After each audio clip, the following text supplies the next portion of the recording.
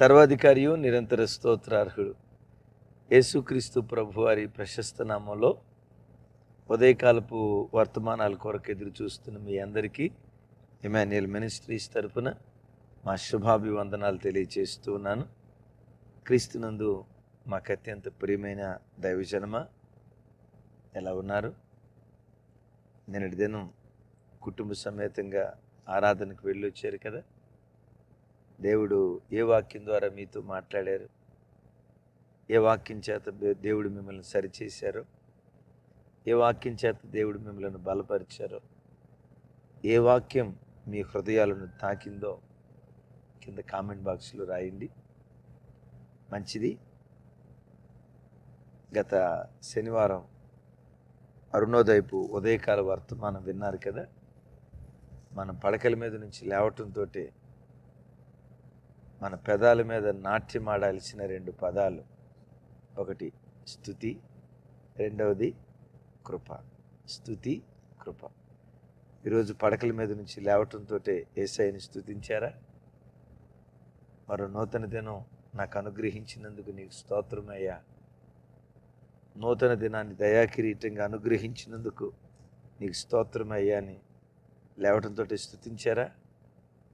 ఈ దినమంతా నేను ఎక్కడ త్రుట్టిల్లకుండా క్రీస్తు అనే బండ మీద నా పాదాలు స్థిరపరచయ్యా, నీ కృపే నన్ను స్థిరపరుస్తుంది. స్తుతి, కృప, స్తుతి, కృప. ఈ పదాలు లేవటంతో ఎంతమంది ఉచ్చరించారో, దేవుని స్తుతిస్తూ దేవుని కృపను వేడుకుంటూ ఎంతమంది ఈ దినం ప్రార్థన చేశారో, మీ దినచర్య ప్రారంభించారో కింద కామెంట్ బాక్స్లో రాయండి. దేవుడు మిమ్మల్ని దీవించి వర్ధిల్ల చేయును గాక. మంచిది. చాలా సందర్భాల్లో మనం ప్రార్థన చేసేటప్పుడు చాలామంది ఎలా అనుకుంటారు, నాలాంటి వాడి ప్రార్థన దేవుడు వింటాడా? నాలాంటి అభాగ్యుడు, నాలాంటి దిక్కులేనివాడు, నాలాంటి దయనీయ స్థితిలో బ్రతికే నాలాంటి వ్యక్తి ప్రార్థన చేస్తే ఆ గొప్ప దేవుడు నాలాంటి వాడి ప్రార్థన కూడా దేవుడు వింటాడా? చాలాసార్లు మనసులో అనుకుంటాం కదా. నీవు ఆరాధించే దేవుని మనసు ఎంత గొప్ప మనసో, ఎలాంటి వారి ప్రార్థన దేవుడు వింటాడో పరిశుద్ధ లేఖనాల్లో చూస్తే కొన్ని మాటలు మీతో జ్ఞాపకం చేసుకో. చూడండి, 102వ కీర్తన 17వ చరణం. ఆయన దిక్కులేని దరిద్రుల ప్రార్థన నిరాకరింపక వారి ప్రార్థన వైపు తిరిగి ఉన్నాడు. బా, ఎంత చక్కటి మాట చూడండి. ఆయన దిక్కులేని దరిద్రుల ప్రార్థన నిరాకరింపక వారి ప్రార్థన వైపు తిరిగి ఉన్నాడు. వాళ్ళు ఎవరట? దిక్కులేని దరిద్రులు.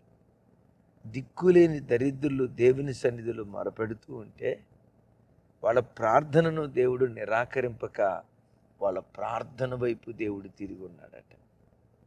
ఓ మాట, ఓ ప్రధానమంత్రిని కలవాలన్నా, ఓ ప్రధానమంత్రి దగ్గర మొరపెట్టుకోవాలన్నా దిక్కులేని దరిద్రుడికి సాధ్యమేనా? తాను మొరపెట్టుకోవాలని అనుకున్న వీళ్ళందరి మొర వినే ఆ సమయం, ఆ ఓపిక అంత పెద్ద హోదాలో ఉన్న ప్రధానికి సాధ్యమా? ఓ ముఖ్యమంత్రిని దీనదరిద్రుడు కలవగలుగుతాడా? దిక్కులేని దరిద్రుడు మొరపెడితే ఎవడు వింటాడండి? ఇప్పుడు పెద్ద పెద్ద బిజినెస్ మ్యాగ్నెట్స్ వెళ్ళి గొప్ప గొప్ప స్థాయి హోదాలో ఉన్నవాళ్ళు డైరెక్ట్గా ప్రధానమంత్రితో మాట్లాడగలరు. వాళ్ళ అవసరాలు, వాళ్ళ అక్కరతలు ముఖాముఖిగా చెప్పగలరు. దిక్కులేని దరిద్రుడు మొరపెడితే హోదాలో ఉన్నవారు ఎవరైనా వింటారా? వినరు. ఎందుకు? సమాజం ఎలాంటిదంటే, సామెత ఒకటి ఉంది, కాస్త మోటుగా ఉన్న ఆ సామెత అంతా నేను చెప్పను కానీ మీరు అర్థం చేసుకుని వాటిను చూసి పీటలేస్తారట, హోదాకు తగిన ట్రీట్మెంట్ ఇస్తారు. ఈ దేవుడు ఎవరో తెలుసా? గనులు ప్రార్థన చేసినా దేవుడు వింటాడు. మరి విశేషంగా దిక్కులేని దరిద్రులు మొరపెడితే వాళ్ళ ప్రార్థనను నిరాకరించక వారి ప్రార్థన వైపు తిరిగాడు. తమ్ముడు, చెల్లి, దిక్కులేనిదన్నయ్యా, ఆ భాగ్యురాలినయ్యా, నాకెవరూ లేరయ్యా, దారిద్రపు బ్రతుకయ్యా, నాలాంటి దిక్కులేని దరిద్రురాలు ప్రార్థన చేస్తే నాలాంటి దాని ప్రార్థన దేవుడు వింటాడా? ఎందుకు వినడరా తల్లి? నీలాంటి వాళ్ళు ప్రార్థన అంటేనే యేసయ్యకు మరి ఎక్కువ ఇష్టం. దిక్కులేని దేన దరిద్రునిగా ఎరుకో పొరవీధుల్లో భిక్షాటన చేసుకుంటున్న ఆ ఇద్దరు గుడ్డి వాళ్ళ మొర దేవుడు వినలేదా? వాళ్ళకి ఏ హోదా ఉంది వాళ్ళ ప్రార్థన వినటానికి? వాళ్ళు ఏమైనా భక్తి కలిగిన వాళ్ళ, లేకపోతే ధనవంతుల, సంపన్న స్థితిలో ఉన్న వాళ్ళ? దిక్కులేని దరిద్రుల ప్రార్థన నిరాకరింపక ఆ గుడ్డివాడు మొరపెడితే సృష్టికర్త నిలిచాడు. నీ ప్రార్థన దేవుడు వింటాడు. దిక్కులేని స్థితిలో, దారిద్ర్యపు స్థితిలో నువ్వు బ్రతుకుతున్నా. ఇంకో రకంగా చెప్పాలంటే, దిక్కులేని వారి, దారిద్ర్యతను అనుభవించే ప్రజలు మొరపెడితే వాళ్ళ పక్షాన దేవుడు ఎలా కార్యాలు చేస్తాడో 3 చక్కటి మాటలు లేఖనాల్లో మీకు జ్ఞాపకం చేస్తాను. కీర్తనల గ్రంథం చూడండి, 72వ కీర్తన, 72వ కీర్తన 12వ వచనం నుంచి 14వ వచనం వరకు ఎంత చక్కటి మాటలు రాసి ఉంటాయో. దరిద్రులు మొరపెట్టగా అతడు వారిని విడిపించును, దీనులను నిరాధారులను ఆయన విడిపించును, నిరుపేదల యందును బేదల యందును అతడు కనికరించును, బేదల ప్రాణమును అతడు రక్షించును, కపట బలత్కారుల నుండి అతడు వారి ప్రాణమును విమోచించును, వారి ప్రాణము అతని దృష్టికి ప్రియముగా ఉండును. యేసయ్యకి మహిమ కలుగును గాక. విన్నారా ఈ మాట? దరిద్రులు మొరపెట్టగా అతడు వారిని విడిపించును, దీనులు నిరాధారులను అతడు విడిపించును. యేసుక్రీస్తును గూర్చి వ్రాయబడిన ప్రవచనపు మాట. దరిద్రులు మొరపెట్టారట. రెండోది వాళ్ళు ఎవరు? నిరాధారులు. ఆ నిరాధారులు మొరపెడితే వాళ్ళ మొరవిని దేవుడు వారిని విడిపించాడట. తమ్ముడు, ఏ ఆధారము లేని నిరాధారుడిగా మిగిలిపోయావా? అమ్మా నాన్నల ఆధారం లేదయ్యా, బ్రతుకు తెరువులో ఏ ఆధారం లేదయ్యా, భర్త ఆధారం లేదు, పిల్లల ఆధారం లేదు, తల్లిదండ్రుల ఆధారం లేదు, ఉద్యోగ ఆధారం లేదు, నిరాధారుణ్ణి అయిపోయానయ్యా.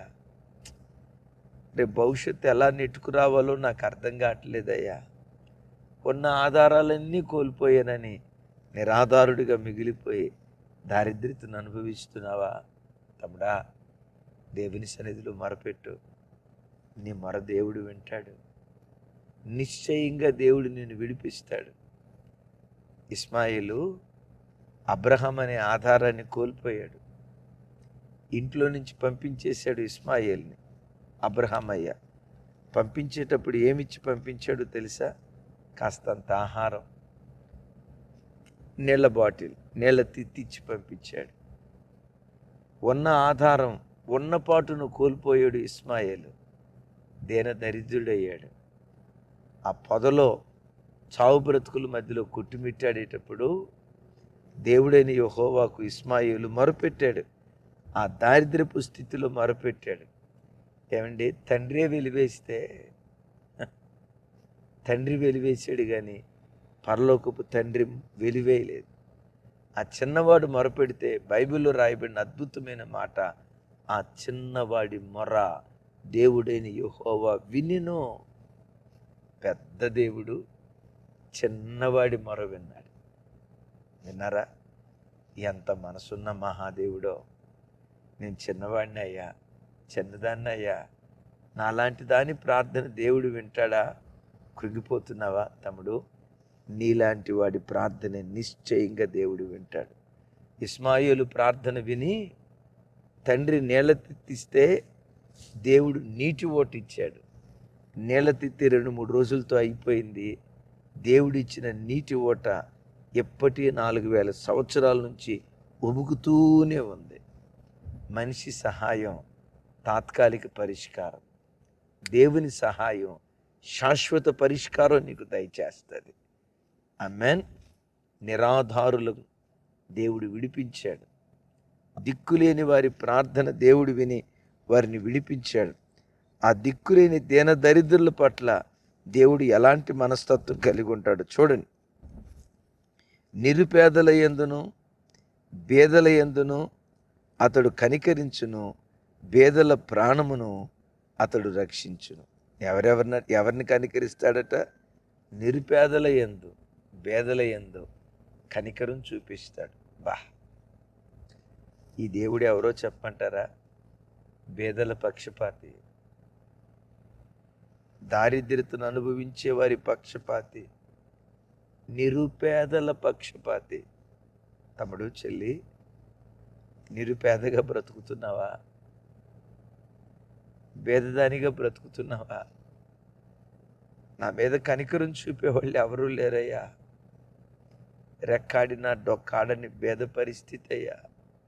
నిరుపేదగా బ్రతుకుతున్నానని నీ నిరుపేద స్థితిని చూసి ఎవ్వరి ప్రేమకు నోచుకోక అనాథగా మిగిలిపోయావా? తమ్ముడా, చెల్లి, ఏ ప్రేమ నీకు దొరకపోయినా యేసయ్య ప్రేమ నిన్ను వెతుక్కుంటూ ఈ ఉదయం నీ ఇంటిలోకి వచ్చి నీతో మాట్లాడుతుంది. నిన్నెవ్వరూ ప్రేమించకపోయినా, నీ నిరుపేద స్థితిని బట్టి అందరూ తృణీకరించిన, ఎవ్వరూ నిన్ను ప్రేమించకపోయినా దేవుడు నిన్ను ప్రేమిస్తున్నాడు. నీవంటే యేసయ్యకు చాలా ఇష్టం. నిరుపేదలు బేదల ప్రాణాన్ని గూర్చి ఈ స్థలంలో రాయబడిన చక్కటి మాట ఏంటో తెలుసా? చూడండి. వారి ప్రాణము ఆయన దృష్టికి ప్రియముగా ఉండును. ఎవరి ప్రాణం? నిరుపేదల ప్రాణం అట. నిరుపేదల ప్రాణం, బేదల ప్రాణం దేవుని దృష్టికి బహుప్రియం. బహుప్రియం. దైవజనమా, చాలా చోట్ల అత్యాచారాలు జరుగుతాయి. ఎక్కడ అత్యాచారం జరగకూడదు. అసలు అత్యాచారం చేయటం అనేది అది ఒక దయ్యపు దురాత్మ. కానీ ఒకటి చూడండి, సంపన్న స్థితిలో పుట్టి పెరిగిన అయితే ఒక గొప్ప హోదాలో ఉన్న ఆడపిల్లని అత్యాచారం చేస్తే ప్రపంచమంతా ఆ వార్త వైరల్ అయిపోద్ది. ఒక దిక్కులేని దీన దరిద్రురాలిని, ఒక పేద బిడ్డని, ఒక చదువులేని బిడ్డని, ఒక నిరుపేదను అత్యాచారం చేసి చంపితే కొన్ని సందర్భాల్లో ఈవెన్ న్యూస్ పేపర్లో కూడా ఆ వార్త రాదు. ఎందుకంటే గనుల ప్రాణం ప్రజల దృష్టికి విలువ కలిగింది. ప్రతి ప్రాణం విలువ కలిగిందే. అసలు అత్యాచారం అనేది అది ఒక దురాత్మ. అయితే చూడండి, సంపన్న స్థితిలో మంచి చదువుకొని ఓ గొప్ప హోదాలో ఉన్న వారిని అత్యాచారం చేస్తే ఆ వార్త వైరల్ అయిపోతుంది. నిరుపేదలను అత్యాచారం చేస్తే వైరల్ కాదు. ఎందుకు? ఈ నిరుపేదల ప్రాణం ప్రజల దృష్టికి అంత ప్రియమైంది కాదు. కానీ దేవుడు ఎవరో తెలుసా? నిరుపేదల ప్రాణాన్ని ప్రియముగా ఎంచేవాడు. అలాగని ధనికుల ప్రాణాన్ని తృణీకరిస్తాడని కాదు, మరి విశేషంగా నిరుపేదల ప్రాణాన్ని ప్రియంగా ఎంచేవాడు. వింటున్నారా? నిరుపేద స్థితిలో బ్రతుకుతున్న ఓ చెల్లి, తమ్ముడా, నిన్ను యేసయ్య ప్రేమిస్తున్నాడు. నీలాంటి అభాగ్యుడు ప్రార్థన చేస్తేనే మరెక్కువగా దేవుడు వింటాడు. ఇష్మాయేలు ప్రార్థన విన్న దేవుడు నీ ప్రార్థన కూడా దేవుడు వినును కాక. ఈ నిరుపేదలు, దారిద్రపు స్థితిలో బ్రతుకుతున్న ప్రజల పట్ల దేవుడు ఎలా కార్యం చేస్తాడో కీర్తనల గ్రంథం చూడండి. 109వ కీర్తన 31వ చరణం భలే చక్కటి మాట ఉంటుంది. చూడండి. 109వ కీర్తన 31వ చరణం. దరిద్రుని ప్రాణమును విమర్శకు లోపరుచువాని చేతిలో నుండి అతన్ని రక్షించుటకై యెహోవా అతని కుడి ప్రక్కన నిలుచుచున్నాడు. ఎవరి ప్రక్కన నిలుచున్నాడట?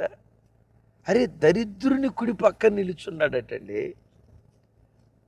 ఏమండి, ప్రపంచం అంతా ధనవంతుడి పక్కన నిలవబడుతుంది. అద్భుతం తెలుసా? ఈ దేవుడు దరిద్రుని కుడి ప్రక్కన నిలవబడ్డాడట. బలత్కారు చేతిలో నుంచి అతన్ని విడిపించటానికై దరిద్రుని కుడి ప్రక్కన దేవుడు నిలవబడ్డాడట. ఎవరా దరిద్రుడు అనుకున్నారు?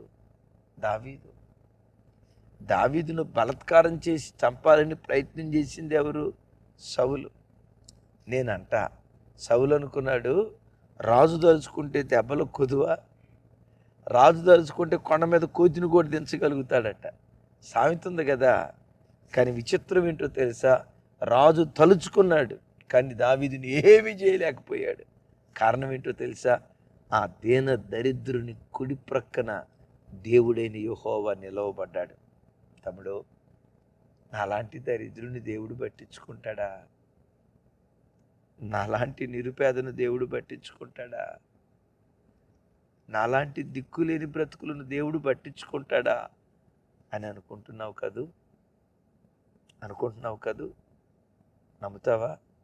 ఈ దేవుడు ఈ ఉదయకాలం మీద నీ కుడి ప్రక్కనే కూర్చొని ఉన్నాడు. నీ కుడి ప్రక్కనే నిలవబడి ఉన్నాడు. ఆత్మ సంబంధమైన నేత్రాలతో చూడు, ఈ దేవుడు నీ కుడి ప్రక్కనే నిలవబడి ఉన్నాడు. ఆమేన్. ఎందుకు ఆయన కుడి ప్రక్కన నిలవబడి ఉన్నాడు? బలత్కారుల చేతిలో నుంచి విడిపించాలనే కాదు, వీటన్నిటికి మించి దావీదు భక్తుడు చక్కటి మాట అంటాడు. చూడండి, 113వ కీర్తన. 113వ కీర్తన. ఎస్, 113వ కీర్తన 7-8 చరణాలు. 7-8 చరణాలు. ప్రధానులతో, తన ప్రజల ప్రధానులతో వారిని కూర్చొండబెట్టుటకై ఆయన నేల నుండి దరిద్రులను లేవనెత్తువాడు, పెంట కుప్పల మీద నుండి బేదలను పైకెత్తువాడు. విన్నారా? నేల నుండి దరిద్రులను లేవనెత్తువాడు, పెంట కుప్పల మీద నుండి బేదలను పైకెత్తువాడు, ప్రధానులతో తన ప్రజల ప్రధానులతో వారిని కూర్చొండబెట్టుటకై. ఎవరిని లేవనెత్తుతున్నాడట? ఈ మాట చదువుకొని బ్రతకండి. ఏ స్థితిలో ఉన్నా నీ స్థితికి చాలిన దేవుడు.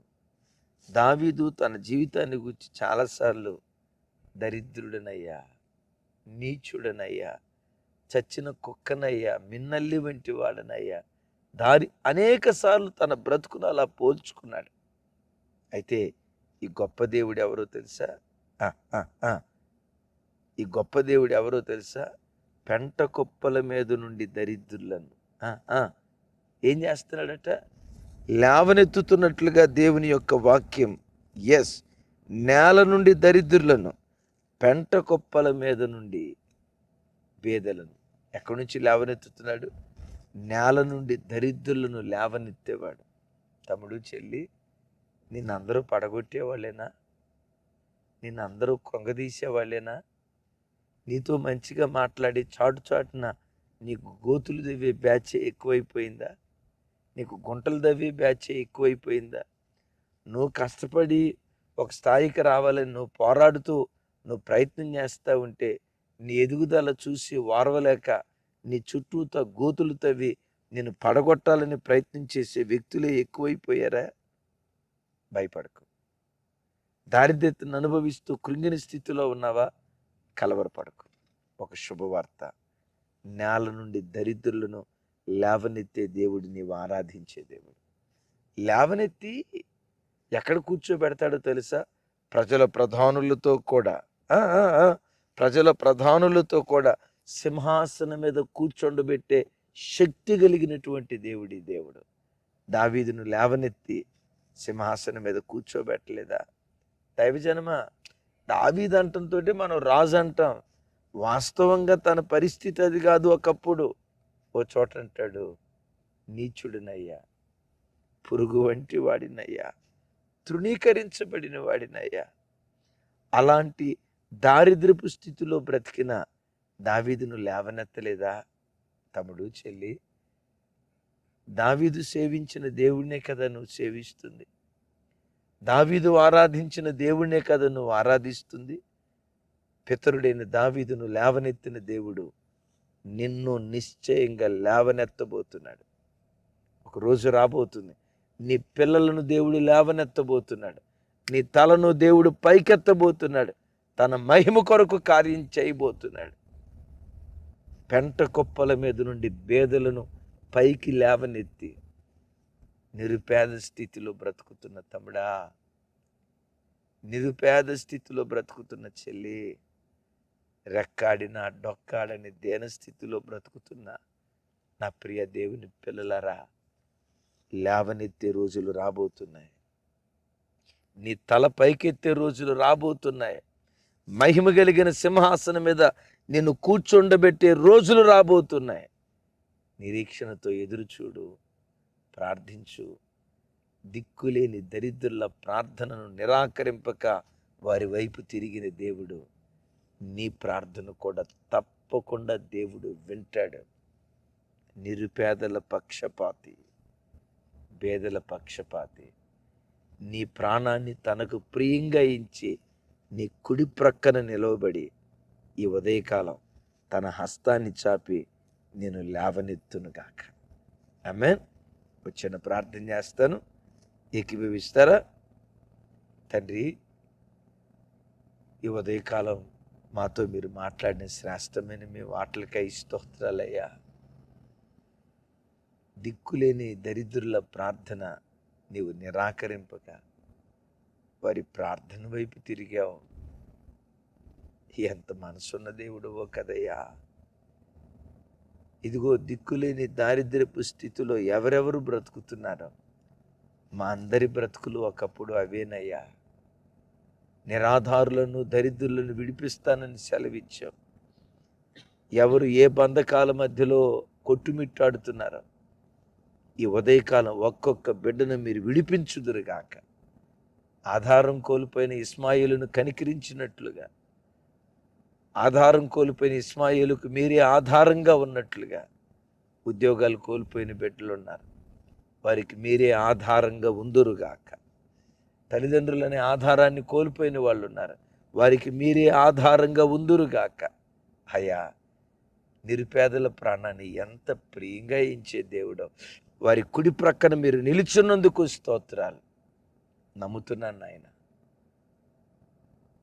నేల నుండి దరిద్రులను లేవనెత్తినవాడు, పెంట కుప్పల మీద నుండి దీనులను పేదలను పైకెత్తినవాడు, మహిమ కలిగిన సింహాసనం మీద కూర్చోబెట్టినవాడు.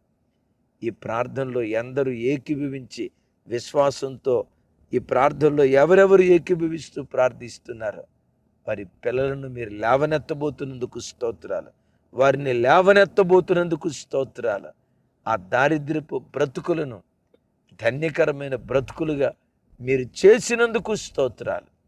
నా చేతులెత్తి దీవిస్తూ సమస్త ఘనత మహిమా ప్రభావాలు మీకే ఆరోపిస్తూ యేసు నామం పేరిట ప్రార్థించి స్తుతించి పొంది ఉన్నాం తండ్రి.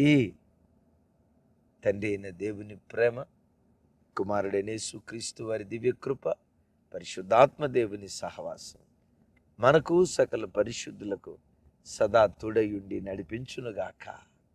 ఆమేన్. Thank you.